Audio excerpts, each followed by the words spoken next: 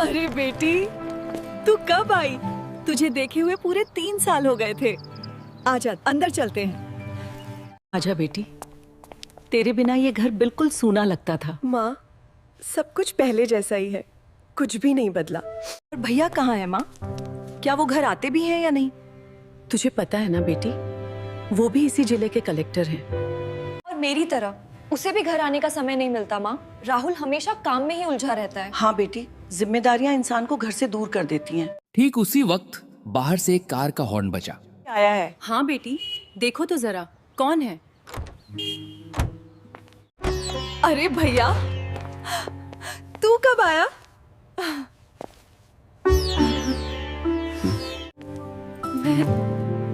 मैं तो बस थोड़ी देर पहले ही आई थी, माँ के साथ बैठी हुई थी। थोड़ी देर बातचीत के बाद अनुराधा ने कहा, अब चलो, मैं अब चलती हूँ, शाम को फिर आऊंगी। ठीक है दीदी, शाम को जल्दी आना, अच्छे से बात करेंगे। राहुल, जल्दी से कपड़े बदल लो, बाजार से कुछ जरूरी सामान लेना है। ठीक है माँ, अभी आया। कुछ ही मिनटों में राहुल और उनकी माँ बाइक पर बाजार की तरफ निकल पड़े। रास्ते में एक चेक पोस्ट आया जहां 2 पुलिसकर्मी, इंस्पेक्टर राणा और कांस्टेबल पाटिल खड़े थे।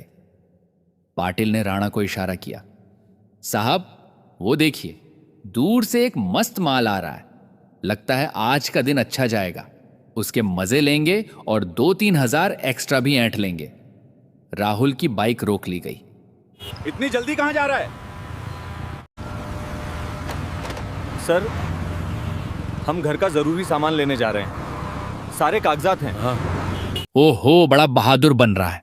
और ये कौन है? जुबान संभाल कर बात कीजिए, ये मेरी माँ है। आप सिर्फ अपना काम कीजिए, किसी के बारे में ऐसे शब्द बोलना पुलिस के मुंह से शोभा नहीं देता। अबे चुप, तेरे जैसा लड़का हमें बोलना सिखाएगा? निकाल कागज। राहुल ने सारे कागज दिखाए, सब कुछ बिल्कुल ठीक था, लेकिन राणा ने उन्हें जबरदस्ती नकली बता दिया। सोच रहा है ऐसे ही निकल जाएगा, हमसे चालाकी। तभी राहुल ने सीना तान कर कहा, आपको पता नहीं, मैं भारतीय सेना में कैप्टन हूं, हमारा चालान काट लीजिए, लेकिन इस तरह की बदतमीजी मत कीजिए।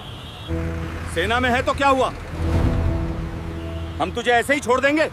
राणा ने घमंड से कहा और राहुल की मां को जोर से धक्का दे दिया।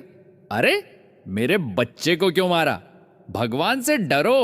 बूढ़ी औरत संतुलन खोकर लड़खड़ा गई। अभी तो बस धक्का दिया है, बूढ़ी आगे बोली तो अंजाम बुरा होगा।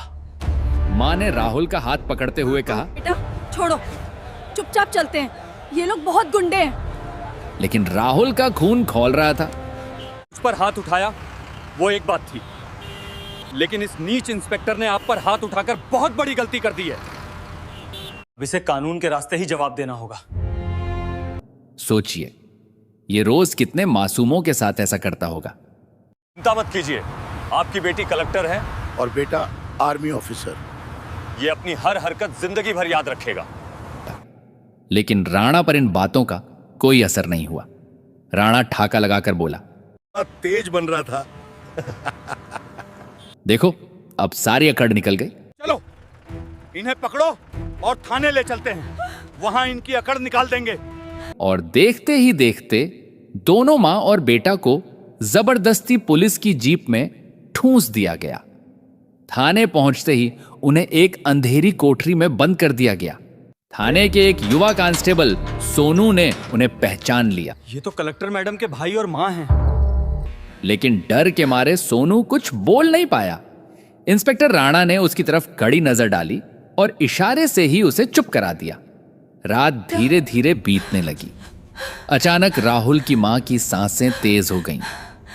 मेरा दम घुट रहा है, सांस नहीं आ रही। राहुल घबरा उठा। उसने पूरी ताकत से कोठरी का दरवाजा पीटना शुरू कर दिया। कोई है?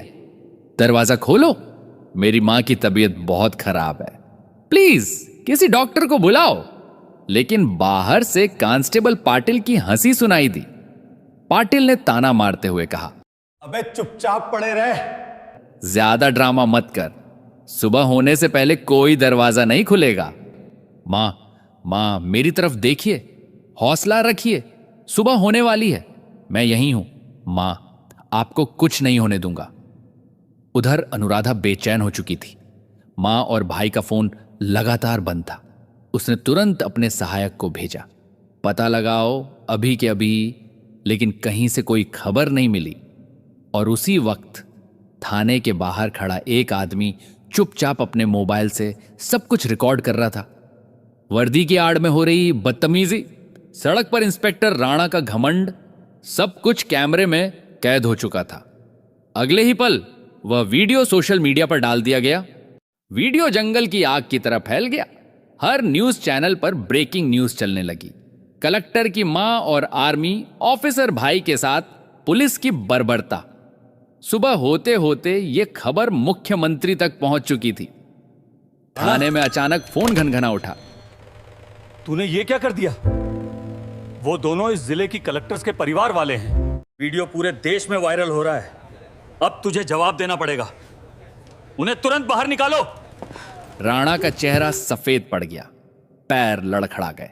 वह भागता हुआ लॉकअप की तरफ पहुंचा।